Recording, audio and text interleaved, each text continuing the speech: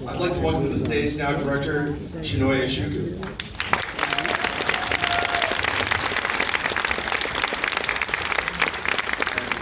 While she's coming down, we are also joined by star Alfre Woodard.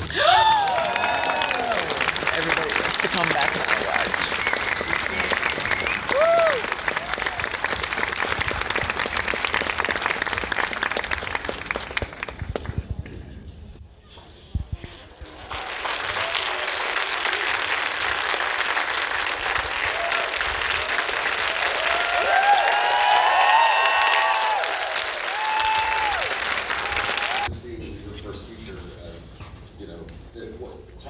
It's your second one, sorry. Forgive me. Kind of the genesis of the project and putting everything together in terms of just from the script stage all the way to when you were shooting. Yeah. Well, I had the idea for Clemency in 2011, the morning after a man named Troy Davis was executed in a Georgia State prison. And in 2013 is when I decided that, okay, I really want to make this film. And so I wrote the first two drafts in 2000. Well, I did a lot of research, a lot of secondary research, and talked with a lot of wardens and death row attorneys and people who were on death row but were exonerated. That kind of gave me some preliminary kind of research. And then in 2014 is when I reached out to a couple different producers asking if they would be interested in producing this film. And the person who I most connected with and I thought who understood the vision for the project was Bronwyn Cornelius, who I think is who's here. Hey, Bronwyn, who's the producer of Clemency. And then Bronwyn came on in 2015, and it took 3.5 years before we got, 3 years before we got greenlit. But Alfre was attached to the project about 2 years before we went into production. And so she believed in the project early on and stuck with it as we were trying to get financing, and then we shot it in March of last year.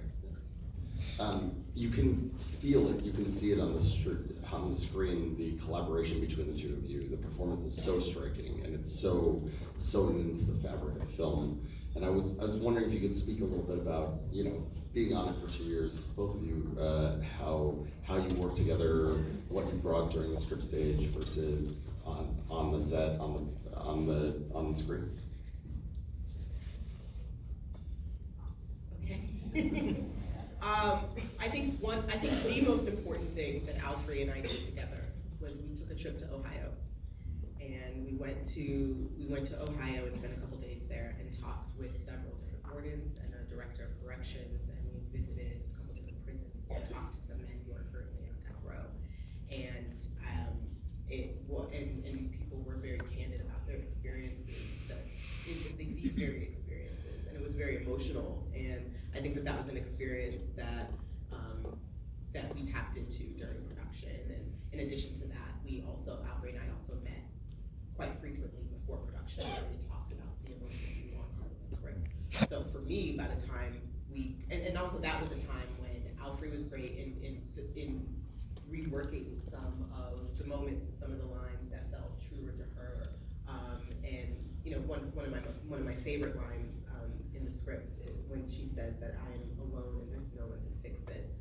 That was something that happened out of this kind of collaboration that Alfre and I had, and it was a magical collaboration, and it was just like watching her, like watching a masterclass in acting, and watching someone who really had such command of her craft. And so she had this. So by the time we were on set, like that last shot or that long take at the end, I don't think there was much conversation about it. It was just you were ready to go there, and it was just it. And after that take, it was one of those moments that you just know on set that you got it, and that's how magical it was working with Alfre. I was going to ask about that show. I was going to ask you, how many takes did you do, and what does it take for you to get there? Because this is, those images will be seared in our brain forever. So.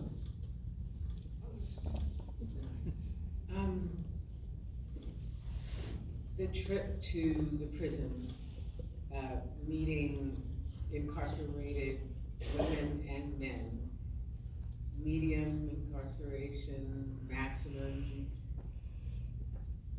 I've gone to prisons before to go do a play or something like that, but I'd always gone on the other side, you know, coming as an artist to the incarcerated, invigorating the sisters and all that. I've never gone as, on the other side, as a person in charge who is charged to keep safety, order, beyond the condemned, but just the people that are there. I never thought what that was, I had no idea what that was like. So once we went there, we met several women, we met the director of correction, we met someone who is reportedly has overseen more executions than anybody in the world. And they were just like us. They were like our cousins, like our uncles and aunties and everybody. They had a job to do, and they took it very seriously. And when you get to the, carrying out the death penalty, that's one of the reasons I was drawn to Chinonye's whole effort, was that we never talk about the people that carry out the sentences. They're never in the equation, so it's a prime time to just bring them up. They suffer a higher, more intense rate of PTSD we've done multiple tours in battle. So once we met them, it's not about filmmaking or acting. You're called, you're charged, because lives are in the balance. So all you have to do is keep yourself as an artist, as a filmmaker, keep everything about the way you work as free as possible. Have your intentions there, and you show up, you put on the clothes, the story's there, believe the story. It's not hard to believe because the men that we spoke to will probably lose their lives before long.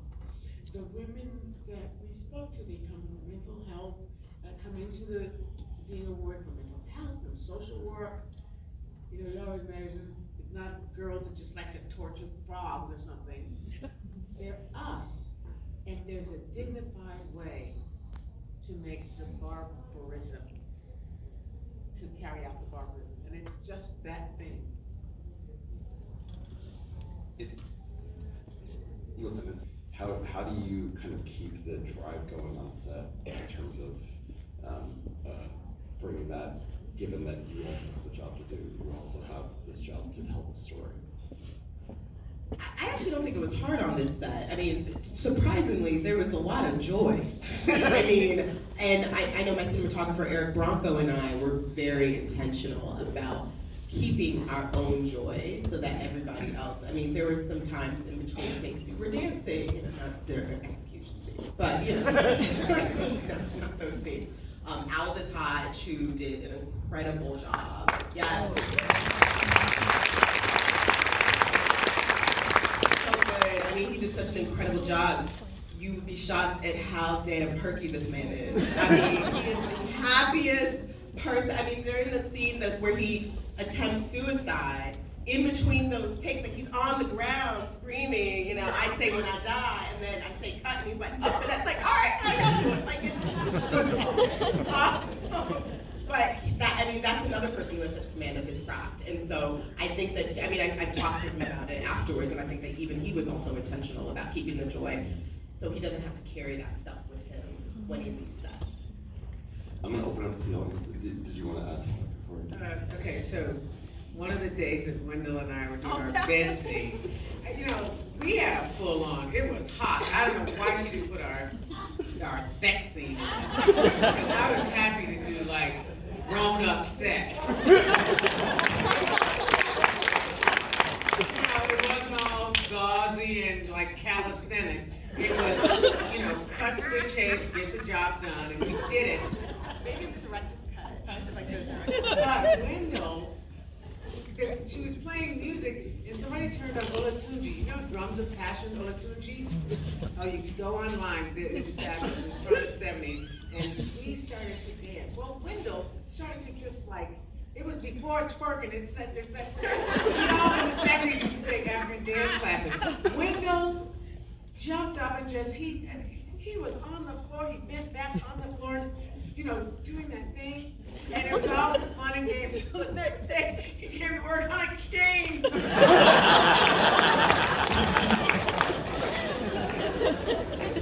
We love Wendell. But that's the kind of energy. That's great. I'm gonna open up to the audience, I'll start here. The question was just for the back of the house. The juxtaposition between the very dark lighting and kind of the outside and the brightness inside prison. Yeah, that was intentional. I mean, part of it was us figuring out how to work with the existing fluorescence to our favor, and I thought that it would be a nice kind of ironic contrast that in the prison space is the brightest, given the kind of horrors that exist in that world, and when she goes home, that darkness follows her when she goes home. So that was very intentional. So the question was about the last scene and the last few shots, the shot during the execution, how both the performance and what was written on the screen. Yeah, we had someone there who had been a warden in many prisons and who had carried out many sentences. And everything had to be exact. The chemicals, everything had to be exact. First of all, because the way people get through it is it's protocol. That's Bernadine's whole thing, is protocol. That's how you can do your job. And so everything is very specific, and it's done that way. So we lost a couple of people, a couple of our extras who were part of the team of the execution. We lost them after the first one. They couldn't do it. You know, when you stand in a chamber, it just looks like the family clinic. It's not even dramatic enough to be taking somebody's life. It's just like so banal in those kind of cinder block rooms. And so you get in there and you see that thing, and there is a hush that comes onto your spirit, the way you would, and you marvel at a sanctuary that's been there, whatever kind of sanctuary, for hundreds of years. It just, you go, it takes you right there, there's nowhere else to be. You're sitting there and you know that it happens and has happened. You know how many innocent people have had to have a non-glorious exit by just lying there. It's just, it is the opposite of being seen. It's like, you are so expendable, we're not even gonna make a fanfare out of this stuff, you know? So, you know, you get in a situation, and you're going through it, and you bring everybody with you. Everybody's there, so you have to, the job then, because of protocol, and the people are there, and the witnesses, and that's the way she is, you know, that's what she has been good at. But then all the stuff, all the questions are coming, so all you have to do is, as the actor, is not act, is to stay present, is to be the human being that you've discovered. You know, Alfre has nothing to do with that. So all you do is acting at its core, the way children learn to talk, is listening and responding, being present. And after you do all your homework. And, you know, I wanted to scream, I would have been, you know, running around, all that, but that is because I am used to expressing my emotions.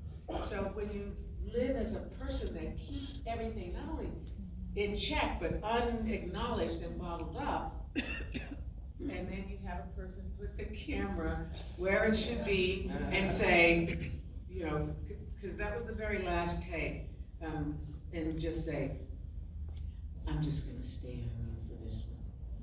Well, all right.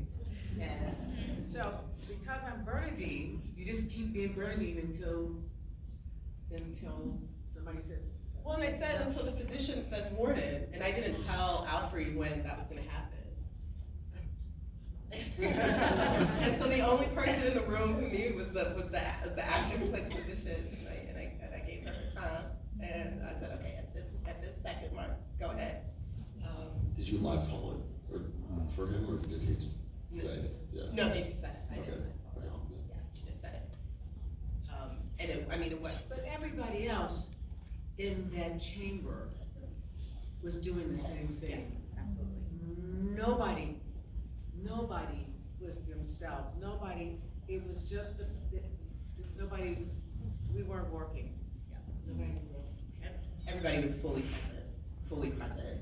And I mean, in terms of your question about the script, I mean, no, when that wasn't written, I knew that directorially in that scene, I wanted to capture part of that in real time, and so the audiences could really experience the emotional evolution in that moment in real time.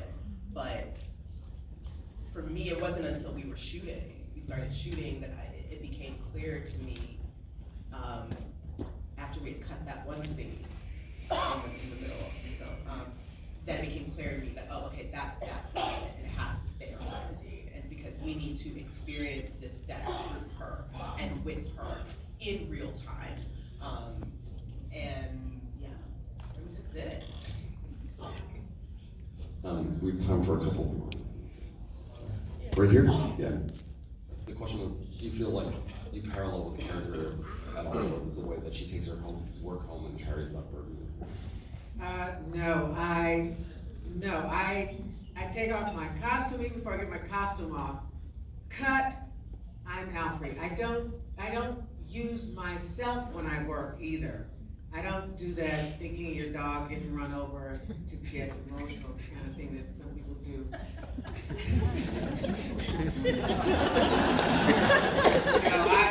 I protect my life.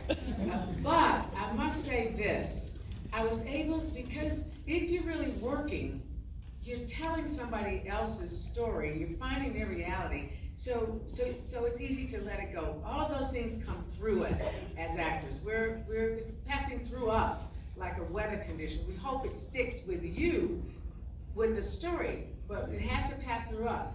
However, this is the first time, I never took it home, I was able to drop it, because, let me see your pretty robe. Dance at the end of the day. But I found myself, and it wasn't so much the shooting, it was the experience in Ohio, that after working on it, I felt myself for the next month spontaneously weeping for no reason.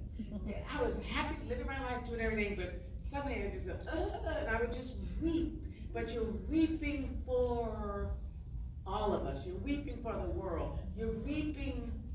I didn't think, but I had tapped into something, or something had struck my core to the point that I was having to cleanse, and it just came out with, laughing, and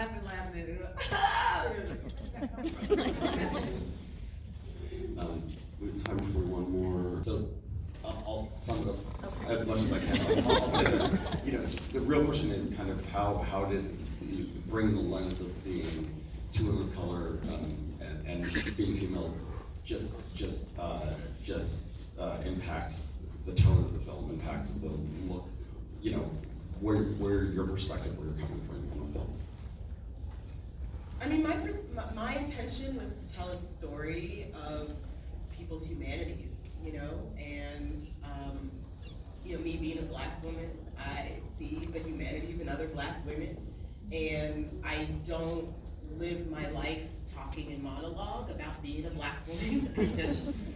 I exist in this world, and I'm a human, and so I think that, I saw Bernadine as a Black woman, because why not? I think in my likeness, I think a lot of people think in their likeness. I think white men writers think in their likeness and don't think anything of it, and it just made sense. And so I was thinking about Bernadine's humanity and her humanity is inextricably intertwined with her different identities that she embodies, but it's not solely defined by that. And so I think that the way that my Black womanhood, if there was a way that my Black womanhood impacted the way I approached the narrative, is that I was very intentional in making sure that this Black woman is seen and treated as a human being. Because I think that there definitely could be a lot more room for Black women on screen to be seen and treated as human beings, and to have narratives that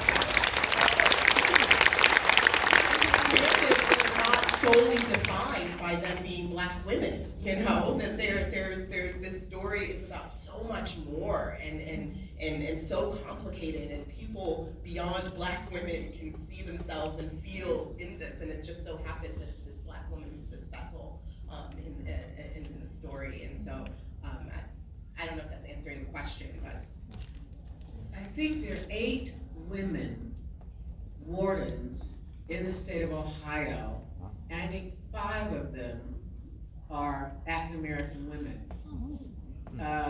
So it's a reality, but I think, you know, we had a Q&A somewhere, and someone, you know, in the state, someone talked about, you know, how we felt about this Black woman putting to death a Black man, and criminal justice irregularities and inequity. And again, as artists, like, you wake up whatever you are, and that's just who you are. You don't walk around going, I'm gonna take my Black woman self and go get a cup of coffee. I'm just gonna walk real white and do it.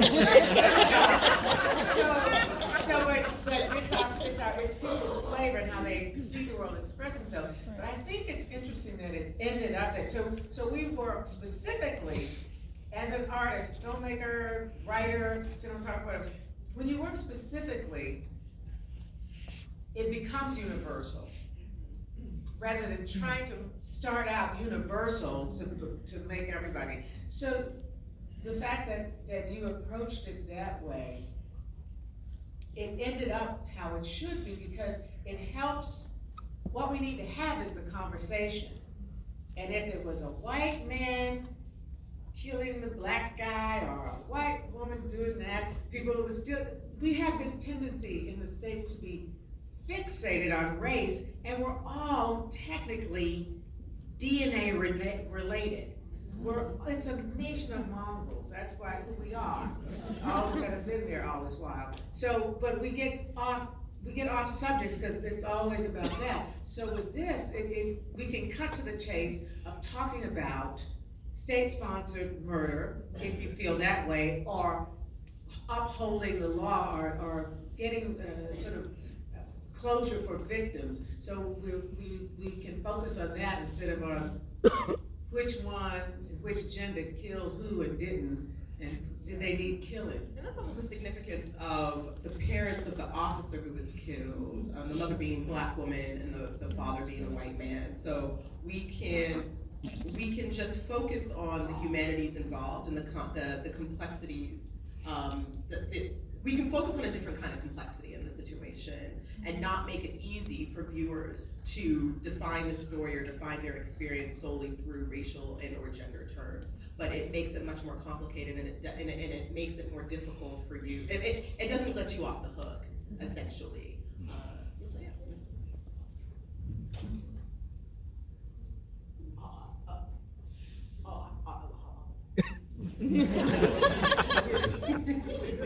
Oh, we're gonna wrap up. Okay. Well, Alfre was just bringing up all of the actors in general, and just like how we just wanted to acknowledge how amazing and brilliant they all were.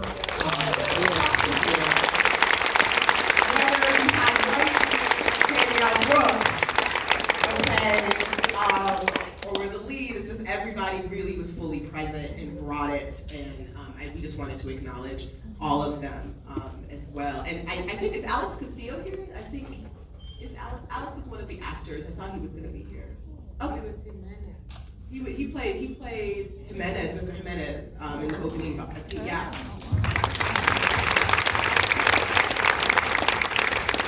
Everybody, we just want to acknowledge them. I'm getting a panic sign. Oh, okay. Thank you so much for coming.